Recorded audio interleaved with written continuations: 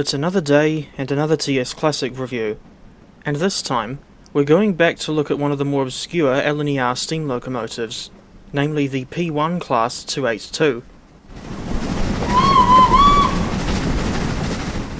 At the time of this video's production, the P1 is the newest add-on from Caledonia Works. As always, this video is not sponsored by the developer, and I bought the P1 with my own money.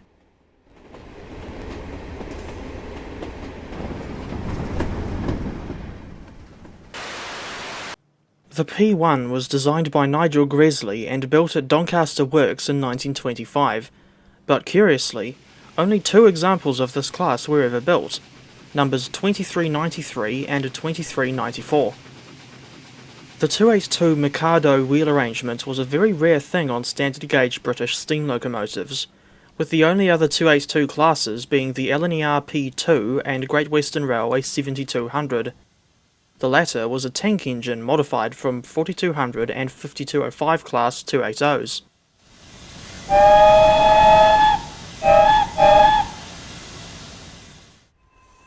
"2393 had the honour of taking part in the Stockton and Darlington Railway centenary celebrations in July 1925, where she met a, for want of a better word, eclectic collection of steam locomotives, including an LNER Y6 tram engine, GWR Castle 460 number 111 Viscount Churchill, a Northeastern Railway Raven A2 Pacific, and the now preserved LNWR 222 number 3020 Cornwall, NER Long Boiler 060 number 1275, and Great Northern Stirling Single number 1. Obviously, not all of the engines that took part in the real cavalcade are available for TS Classic, but there are others available for the game that I haven't got yet, such as the Great Western 4700 class 280.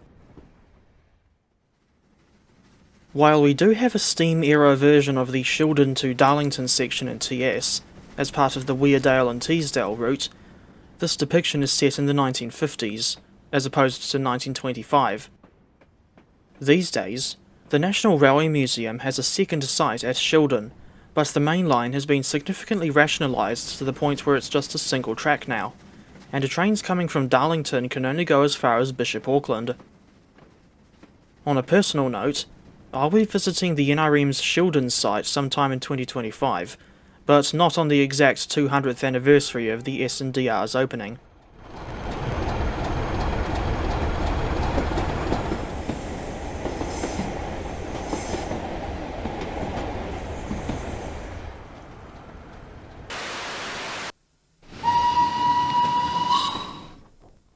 As impressive as they looked, 2393 and 2394 were not particularly successful. They were originally equipped with booster units on the trailing axle, but the boosters proved to be troublesome, and were removed from 2394 in 1937 and from 2393 in 1938. Even without the boosters in action, the P1s were rather coal-hungry, and became unpopular with firemen as a result. The big 282s were powerful enough to haul trains with up to 100 wagons, but at the time, crossing loops on the East Coast Main Line were generally too short to accommodate trains of such length. The P1s were allocated to New England Shed in Peterborough for their entire working lives, which they spent hauling freight trains between Peterborough and Firm Park, the latter being a depot in London, located between Haringey and Hornsey stations. Incidentally, there is a Steam-era version of the ECML available for TS, and I'll include a link to it in the description, although I must warn you that the scenery is a bit janky, and I was getting a few texture glitches here and there. In the early 1940s, the two engines were rebuilt with A3-style boilers and a reduced cylinder diameter. The latter helped increase their tractive effort. But due to their non-standard nature, and the reduction in heavy freight trains following World War II, both P1s were withdrawn from service in 1945. Sadly, neither of these monstrous engines would survive into preservation, but curiously, their boilers were reused on A1 Pacific's number 2557 Blair Athol and a 2565 Mary Hampton during their conversion to A3 specifications. Incidentally, the A3 is another engine brought to TS by Caledonia Works.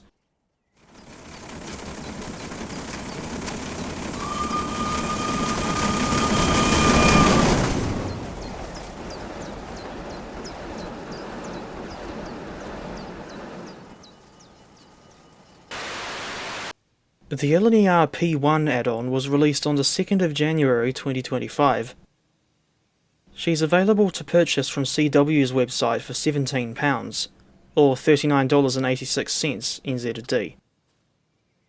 In my opinion, that's still a little pricey, but it is at least cheaper than what I was expecting. The included liveries are only variants of LNER Black, because that's all the P1s ever wore.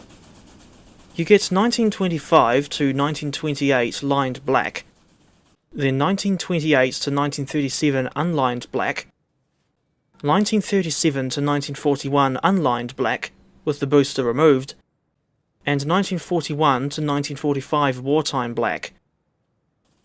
Personally, I think my favourite variant is LNER lined black, even though I'm not used to seeing the number on the tender instead of the cab side. Thinking back to the wartime black livery, does anyone know why the lettering on the tender only says NE instead of LNER? Answers in the comments, please.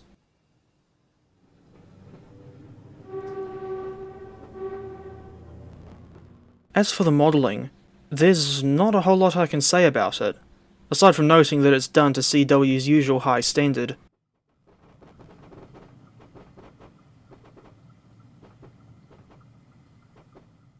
Just about everything on the footplate is functional, and little details include Mr. Wilson's classic smoking pipe on this plate above the firebox door. Unfortunately, there isn't a cab view on the front of the tender overlooking the entire backhead, something I've seen on previous CW products. Although the booster units were modelled for the TS Classic version, they are only cosmetic. I find this a bit strange, considering the fact that the New Zealand Railways KB Class 484 does have a functioning booster. But considering how difficult I found it to get the KB's booster going, I'm somewhat relieved that it's only cosmetic on the P1.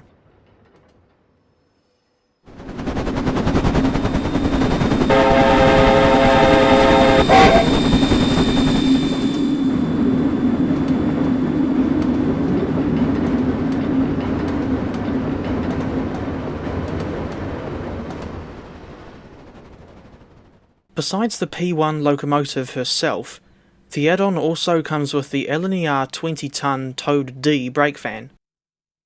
In my opinion, this thing looks similar to the brake fan that comes with the Weardale and Teesdale route, albeit in a different livery.